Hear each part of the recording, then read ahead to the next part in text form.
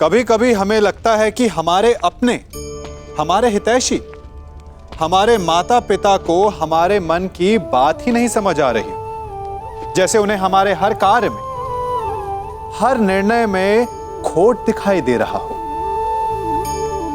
और ऐसे में हम कर बैठते हैं विद्रोह। ऐसी अवस्था में हमें वही अच्छा लगने लगता है जो हमारी मन की बातों का समर्थन करे।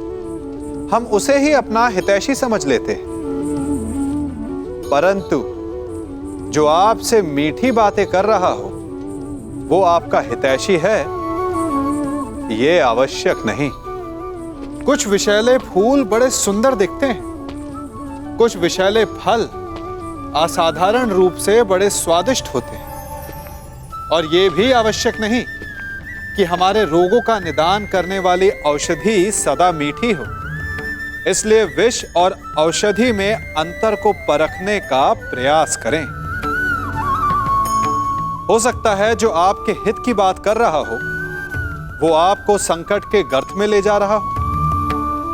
बात बात पर आवेश में ना आए। हो सकता है कि आपके माता पिता की कड़वी बातों में आपका ही हित छिपा हो। और माता पिता को भी प्रयास करना चाहिए कि यदि उनकी संतान अनुचित निर्णय ले रही है तो उसके अनुचित होने का भान प्रेम से करवाएं, दबाव और शासन से नहीं। क्योंकि कभी कभी कटु शब्द और कटु वचन अनुचित निर्णय को और पक्का कर देता है। पुत्री उत्तरा, मैं तुम्हें वचन देता हूं कि जब तक रणभूमि में यह गंगा पुत्र खड़ा रहेगा तब तक तुम्हारा सौभाग्य और तुम्हारा सुहाग दोनों पर कोई आंच नहीं आएगी। परंतु आपके पश्चात कदाचित तुम्हें यह ज्ञात नहीं कि मुझे इच्छा मृत्यु का वरदान प्राप्त है। फिर भी तुम्हारा संशय मिटाने के लिए मैं वचन देता हूं कि तुम्हारा पति अभिमन्यु सुरक्षित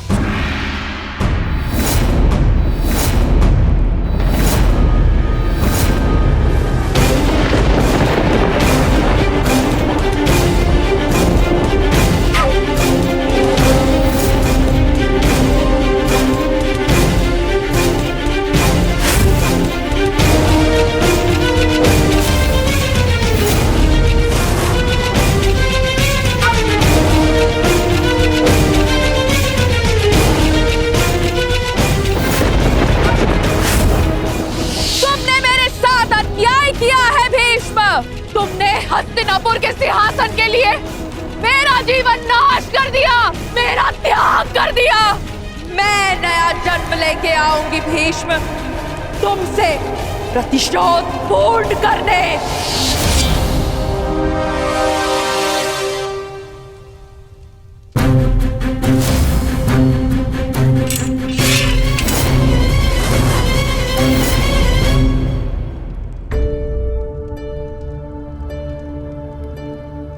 बहुत व्यस्त हो लक्ष्मणा?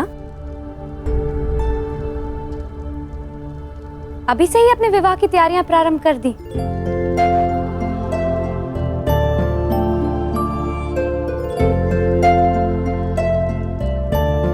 प्रणिपात काकीश्री।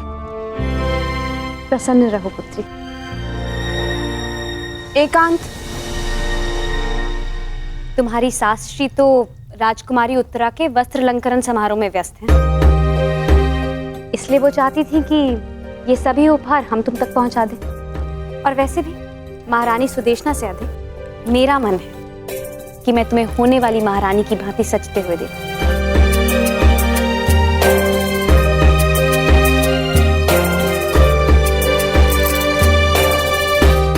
आओ।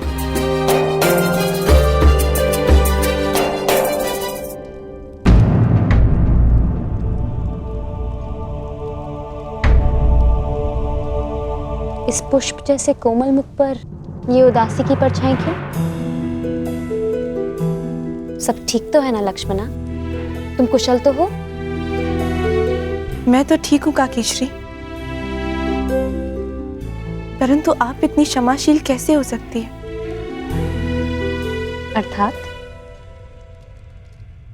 अर्थात मेरे पिताश्री ने जो किया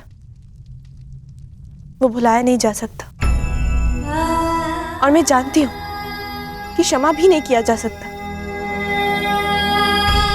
परंतु ये जानते हुए कि मैं उन्हीं की पुत्री हूं, आप मुझसे इतना स्नेह कर रही हैं। मैं कुरुवंश की वधू हूं लक्ष्मणा, और कुरुवंश की पुत्री से स्नेह करना मेरा कर्तव्य है।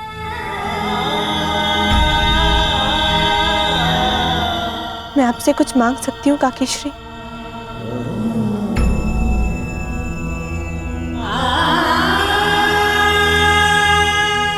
ये निर्णय तो मांग सुनकर ही ले पाऊंगी पुत्री।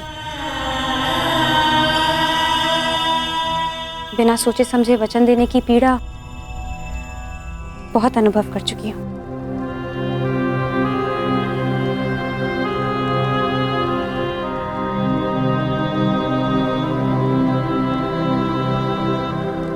हो सके तो मेरे पिताश्री को क्षमा कर दीजिए।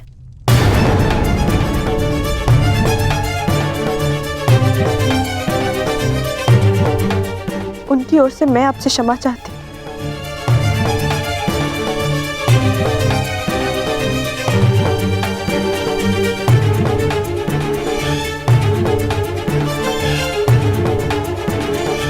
जानती हो लक्ष्मणा, हम स्त्रियों के जीवन की सबसे बड़ी भूल क्या होती है? कि हम अपने जीवन में आए हुए पुरुषों की भूलों की क्षमा मांगती हैं और उनकी भूलों का दंड स्वीकार करती हैं, और वो इसलिए क्योंकि कदाचित हमें यही सिखाया जाता है। मैं कुछ समझी नहीं।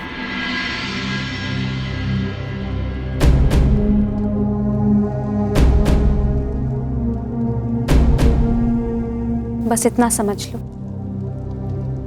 कि उस अधर्म के लिए क्षमा मत मांगो जो अधर्म तुमने किया नहीं, और ना ही उस भूल के लिए दंड भुगतना स्वीकार करो जो भूल तुमने की नहीं। सदा अपने हृदय की सुनो।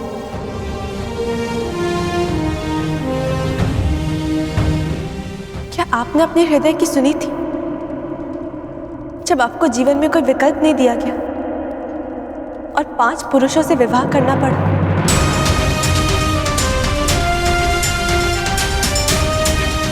विकल्प था, परंतु मैंने उस स्थिति से बाहर निकलना उचित नहीं समझा। मैंने अपने हृदय की सुनी, और सबके कल्याण के लिए मैंने 5 पुरुषों से विवाह करने का निर्णय लिया।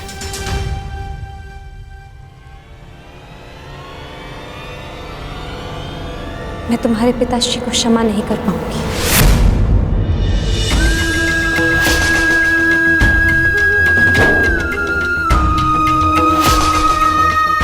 परंतु तुम्हें एक सीख दूंगी। सदा अपने हृदय की बात सुनो और अपने निर्णय का सम्मान करना।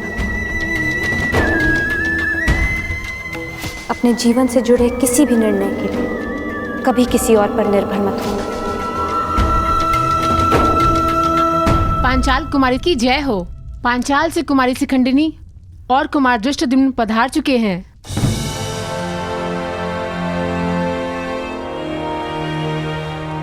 नव विवाहित युगल को पंचाल राज्य की ओर से हार्दिक बधाई। ये भेंट स्वीकार करें। ये स्वर्ण मुद्रा पंचाल राज्य और हमारे मित्र राज्य विराटनगर और पांडवों के प्रति संधि और सहयोग का प्रतीक है।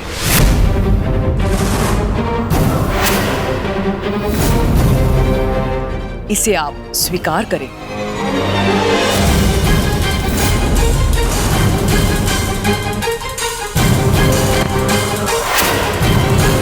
ये कटार पंचाल राज्य और हमारे मित्र राज्य की शक्ति दर्शाती है।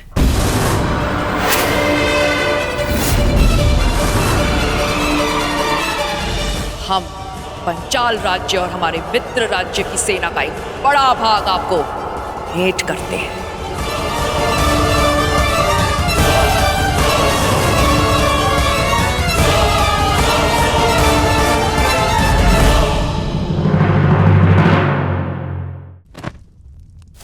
और ये माटी पांचाल राज्य और उसके पड़ोसी मित्र राज्य की भूमि का संकेत है। हम पांचाल अथवा हमारे मित्र राज्य की भूमि का एक बड़ा भाग आपको भेंट करते हैं।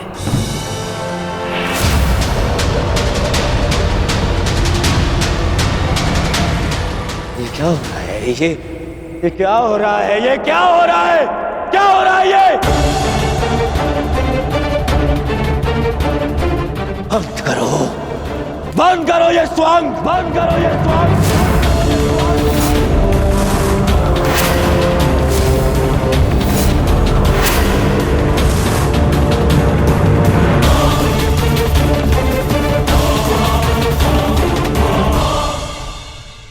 याद नहीं है?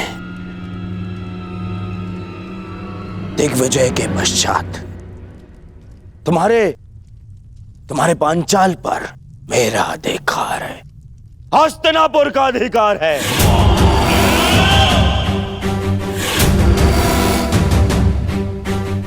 और इस भांति ये भेंट देना हमारे अधिकार के लिए चुनौती है।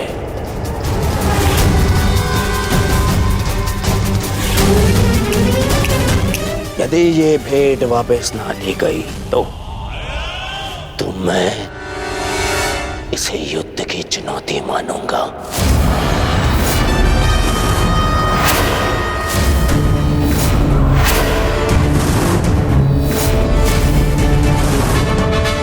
युद्ध की चुनौती, युद्ध की चुनौती, युद्ध की चुनौती। न्यायानाम अधिकाराणाम प्राप्त्यर्थम सावधानार्थम।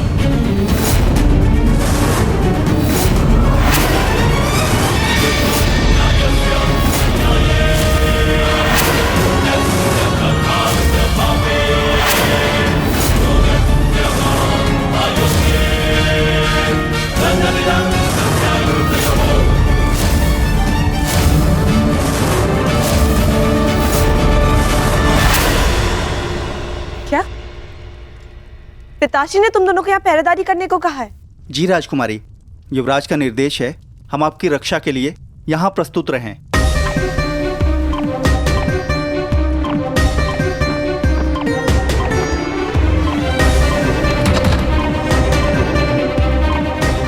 हस्तिनापुर की राजकुमारी लक्ष्मणा का हाथ विराट कुमार उत्तर के हाथ में देने का प्रस्ताव रखता हूं। तुम सब के साथ प्रसन्न नहीं रह पाओगी। अब निर्णय तुम्हें लेना है, अपने पिता का सम्मान या फिर अपना स्वप्न।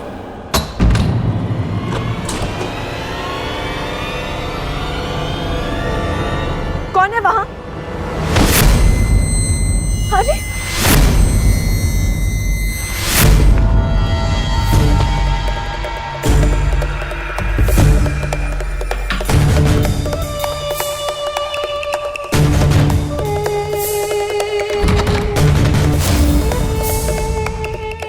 तुम वहीं रुको। मेरे बाद पीछे हटो। तुम ऐसे नहीं मानोगे ना?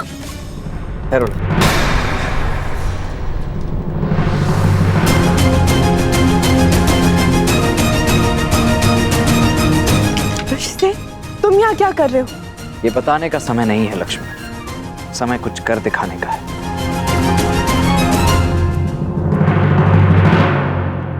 ठहरिए वीरों, विवाह के शुभ अवसर को रक्त रंजित मत कीजिए। आप दोनों ही मेरे होने वाले समधी हैं। मैं आपसे विनती करता हूं, कृपया शांत हो जाइए। विराट राज उचित कह रहे हैं दुर्योधन। तुम सभी अपने अपने शस्त्र नीचे करो। ये पहले सोचना था पितामह, पहले सोचना चाहिए था।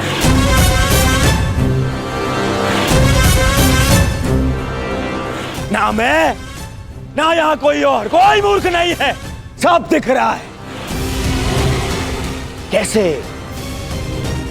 ये विवाह भेंट के नाम पे क्या कुचक्र चल रहा है यहाँ, सब दिखाई दे रहा है। सत्यवचन दुर्योधन, मैं तो भली भांति ये भी जानता हूं कि ये किसके संकेत पर हो रहा है।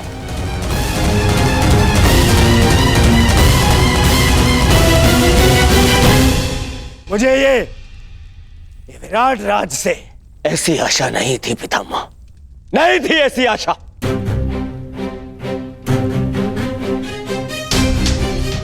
मैंने यहां आखिर भी तक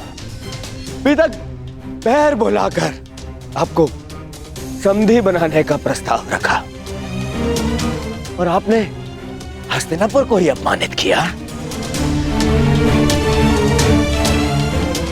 यदि आपकी पुत्री का विवाह इस अर्जुन के पुत्र से हो रहा है तो मेरी पुत्री का विवाह भी आपके पुत्र से हो रहा है। फिर इनका सम्मान और हमारा अपमान है, ऐसा क्यों विराट राज, क्यों ऐसा? यदि आपको ऐसा अनुभव हो रहा है तो मैं आपसे क्षमा चाहता हूं कुमार दुर्योधन, परंतु सत्य में मुझे समझ में नहीं आ रहा मैंने किस प्रकार आपका अपमान किया। महाश्री, मैं आपको समझाता हूं विराट राज। यहाँ आपकी पुत्री और जामाता के विवाह पर उपहार नहीं दिए जा रहे हैं ना, बल्कि शक्ति का प्रदर्शन करके हमें नीचा दिखाया जा रहा है, नीचा। बताइए, क्या यह अपमान नहीं है?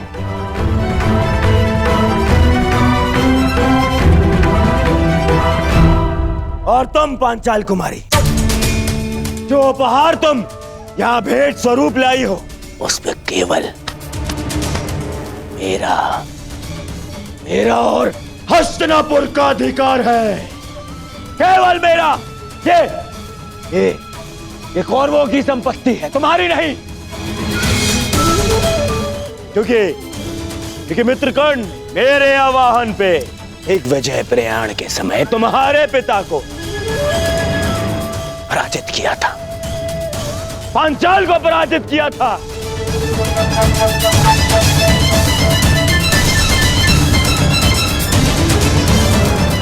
तब से पांचाल की समस्त संपत्ति, ये भूमि, तुम्हारी सेना, सब मेरी है, सब मेरी है।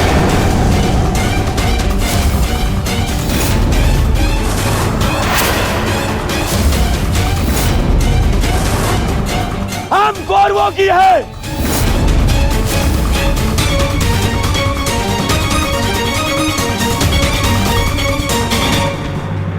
जो मैं आज करने आया हूं उसके लिए यह जानना अति आवश्यक है कि तुम कुमार साम से प्रेम करती हो या राजकुमार उत्तर से विवाह करना चाहती हो।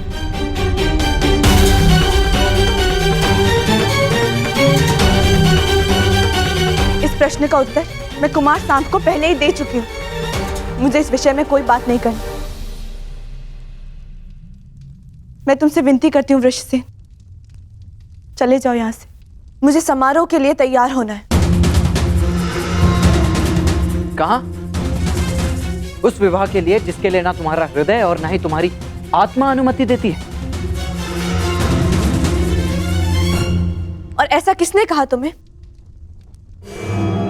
सांब ने कहा। तुम्हारे ये कहने के पश्चात भी कि तुम उसका मुख तक नहीं देखना चाहती, तो तुम्हारे हृदय की बात समझ गया कि तुम्हारे मन में आज भी वही है। उसके अतिरिक्त तुम किसी और को अपना पति स्वीकार नहीं कर सकती।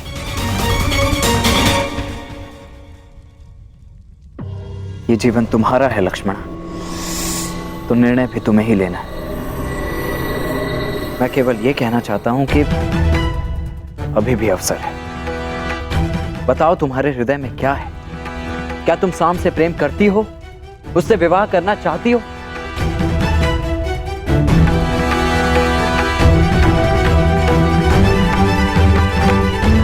सदा अपने हृदय की बात सुनना और अपने निर्णय का सम्मान करना। अपने जीवन से जुड़े किसी भी निर्णय के लिए कभी किसी और पर निर्भर मत होना।